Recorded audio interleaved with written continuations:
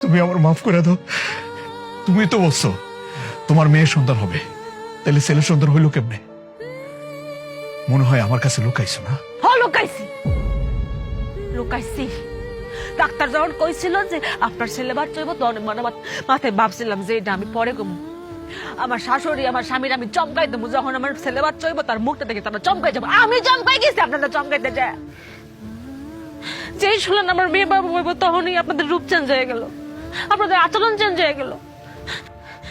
কি করছি আচরণ, কি বিভৎস চেহারা। মেয়েদের প্রতি এত ঘৃণা কিসের আপনাদের?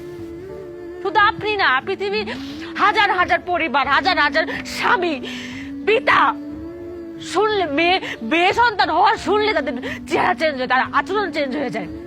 কেন? মেয়ে হওয়া কি অভিশাপ? মেয়ে হওয়া কি পাপ, অন্যায়? আপনি যে পৃথিবীতে দাঁড়ায় রয়েছেন না আছেন জীবিত, কার জন্য?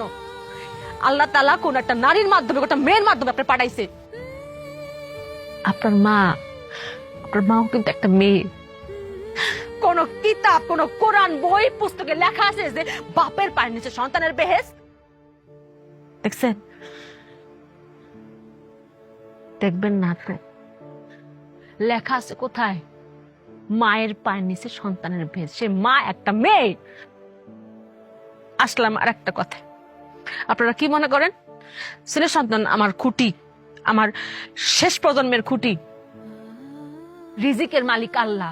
কার মাধ্যমে আল্লাহ খাওয়াবেন এটা একমাত্র আল্লাহ তাআলা ভালো জানেন। সেটা একটা ছেলের মাধ্যমে হইতে পারে, একটা মেয়ের মাধ্যমে হইতে পারে, যে কারোর মাধ্যমে হইতে পারে। কেউ কাউরে খাওয়াইতে পারে না। আল্লাহ পাক খাওয়ান কারোর মাধ্যমে হয়, কারোর উসিলা হয়। আর ছেলেটা যদি খুঁটি হইতো তাহলে এই বাংলাদেশে বৃদ্ধাশ্রমের সংখ্যা বাড়তো না। বাংলাদেশে এমন একটা বৃদ্ধাশ্রম খুঁজে পাবেন না যে বাপ মারে কোনো মেয়ে বৃদ্ধাশ্রমে দিয়েছে।